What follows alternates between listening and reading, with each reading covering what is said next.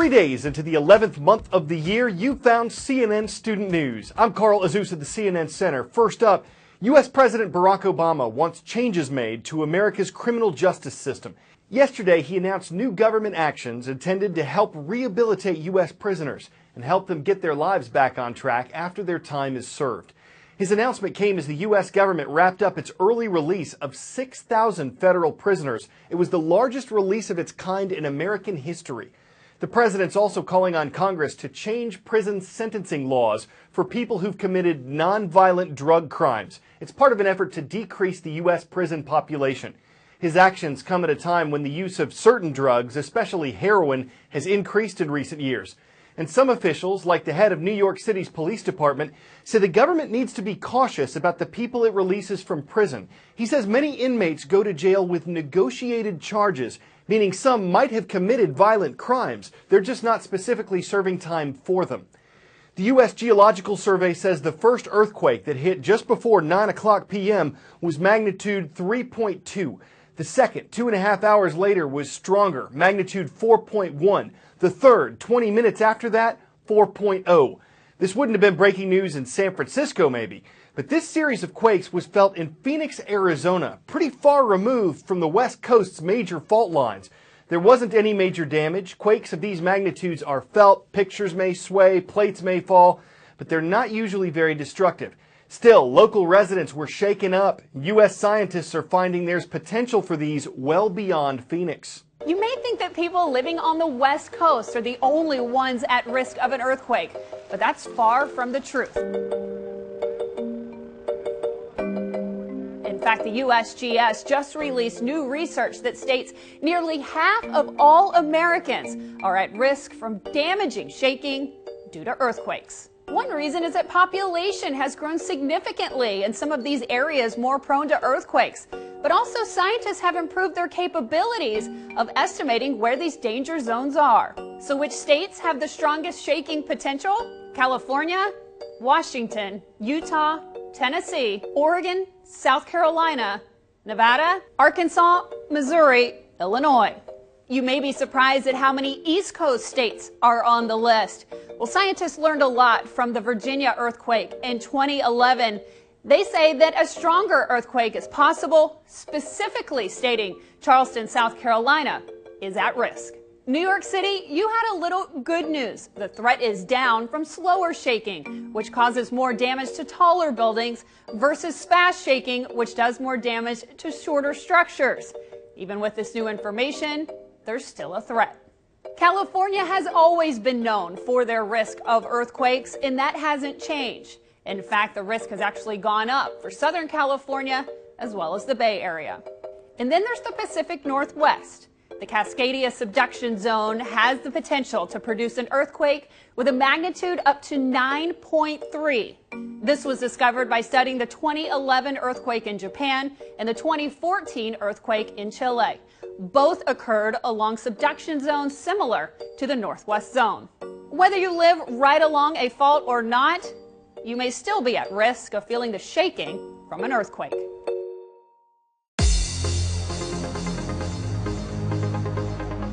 Not all journalists disclose their sources, but we do on our roll call. Each day's transcript page at cnnstudentnews.com.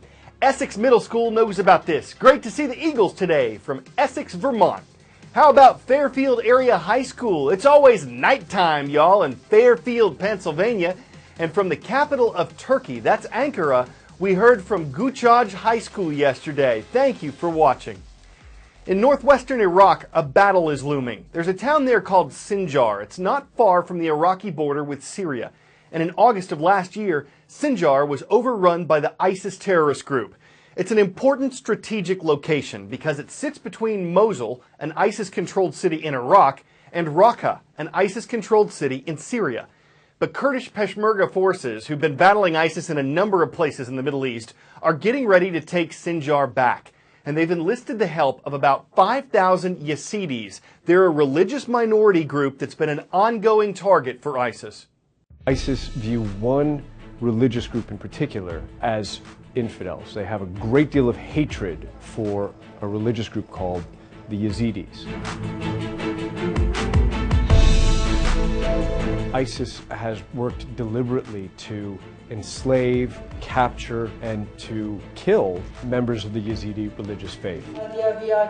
They don't consider them to be a religion of the book. ISIS actually has more respect for Christians and Jews because the Quran recognizes those religions as being precursors of Islam. These are the people of Sinjar Mountain. These are the Yazidis trapped here. As ISIS moved forward, one of the areas they moved into was Sinjar, that had hundreds of thousands of members of the Yazidi faith living in it. And those people were particularly terrified. We're flying over ISIS front lines right now. There have been accounts gathered by Yazidi activists that perhaps more than 3,000 Yazidi men and boys were executed in various massacres by ISIS.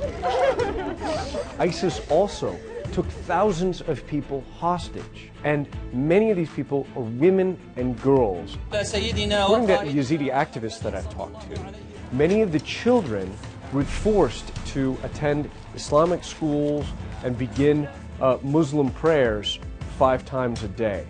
As some Yazidi activists have put it, ISIS is bringing back practices of slavery to the modern day era, and they've imposed this modern day slavery on some of these innocent Yazidi civilians now for more than a year.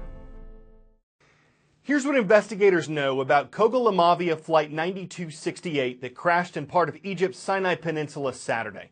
It was cruising at more than 30,000 feet when it disappeared from radar. It was about 23 minutes into its flight from Egypt to Russia. It broke into pieces before it hit the ground. A Kogalamavia executive said yesterday that the only reasonable explanation for the crash was an external influence. He didn't explain what that meant. But other officials say it's too early to know for sure what happened. They have recovered and they're decoding the plane's flight and voice data recorders.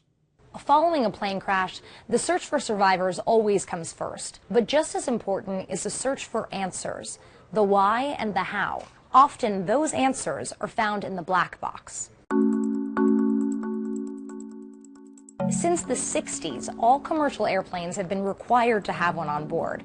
Now, the name is a little misleading because they're actually orange. And when we're talking about a black box, we're talking about 2 different boxes, one being the cockpit voice recorder, the other being the flight data recorder. Together, they weigh anywhere between 20 to 30 pounds, and they have to be crash-proof. Black boxes can survive just about anything, temperatures up to 2,000 degrees Fahrenheit for an hour, forces that are 3,400 Gs. Now, that's 3,400 times the force of gravity. They're waterproof, and they can save recorded data for 2 years. And it's a lot of data. The cockpit voice recorder records the crew's conversation and background noise. By listening to the ambient sounds in a cockpit before a crash, experts can determine if a stall took place, the RPMs of the engine, and the speed at which the plane was traveling. When these sounds are cross-referenced with ground control conversations, they can even help searchers locate a crash site. Then there's the flight data recorder. It gathers 25 hours of technical data from airplane sensors, recording several thousand discrete pieces of information. Data about the airspeed, altitude, pitch, acceleration, roll, fuel, and the list goes on and on.